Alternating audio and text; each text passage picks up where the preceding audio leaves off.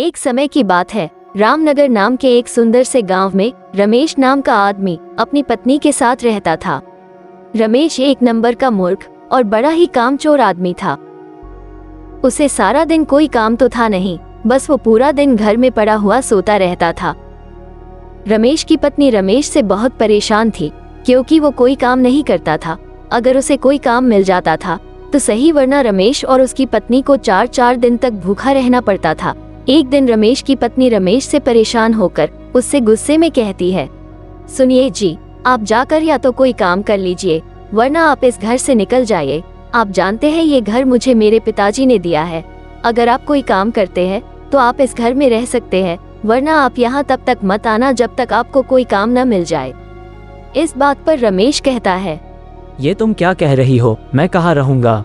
वो सब मुझे नहीं पता कि आप कहाँ रहेंगे। ये कहकर रमेश की पत्नी रमेश को 4 रोटियां देती है और रमेश से कहती है, घर में ये 4 रोटियां हैं, इन्हें ले जाइए, जब भूख लगे तो खा लेना और इस घर में तभी वापस आना जब कोई काम मिल जाए, वरना वापस मत आना। ये कहकर रमेश की पत्नी रमेश को घर से निकाल देती है।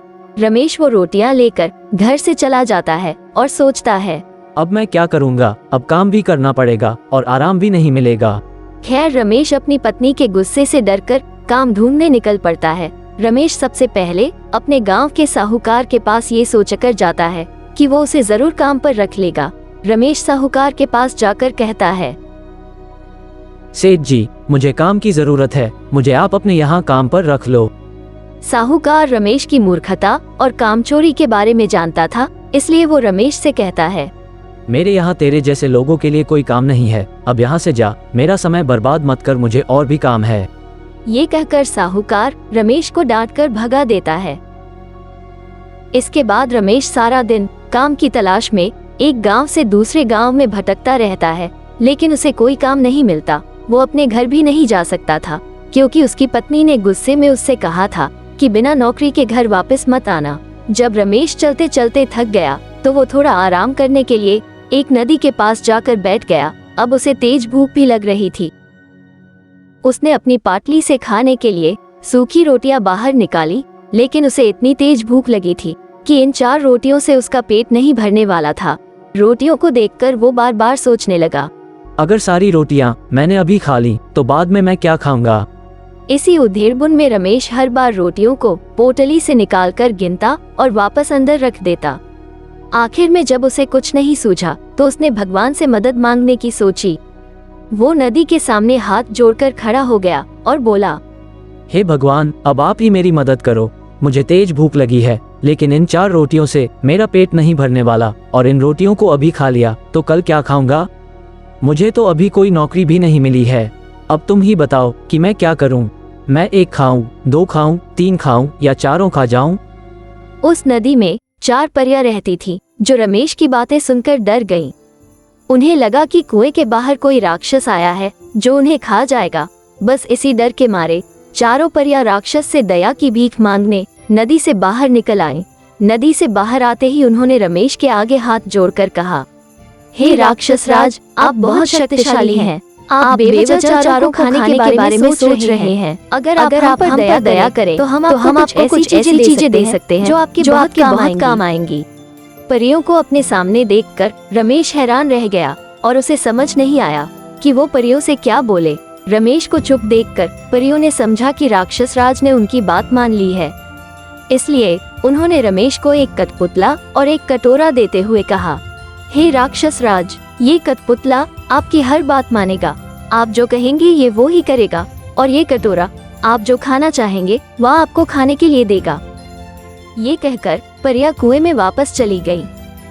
ये सुनकर रमेश बहुत खुश हुआ और उसने सोचा कि अब उसे घर वापस चले जाना चाहिए।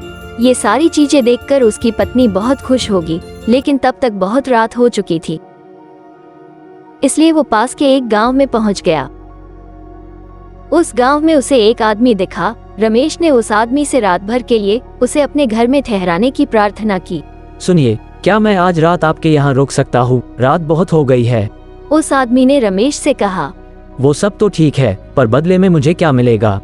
इसके बदले मैं आपको और आपके परिवार को अच्छी अच्छी मिठाइयाँ और पकवान खिलाऊंगा। ये सुनकर वो व्यक्ति रमेश को अपने साथ घर के अंदर ले गया। जब घर के सभी सदस्य एक कमरे में बैठे हुए थे, तभी रमेश ने अपना कटोरा निकाला और उसे तरह तरह की मिठाइयाँ और स्वादिष्ट खाना देने के लिए कहा। सुन कटोरे, हमें खाने के लिए स्वादिष्ट खाना और मिठाइयाँ दे। इतना कहते ही वहाँ मिठाइयों और तरह तरह के व्यंजनों का ढेर लग गया। ये देखकर उस आदमी के परिवार वाले हैरान हो गए। फिर सभी ने खाना खाया। जब सभी ने पेट भरकर खाना खा लिया तो घर के मालिक की पत्नी बर्तन साफ करने के लिए जाने लगी, लेकिन रमेश ने उसे रोक दिया और उससे कहा, आप ये रहने दो, मेरा कठपुतला ये सारे बर्तन साफ कर देगा। इतना कहना था कि कठपुतले ने चुटकियों में सारे बर्तन साफ कर दिए। रमेश के कटोरे और कठपुतले का कमाल देखकर घर के मालिक और उसकी पत्नी के मन में लालच आ गया।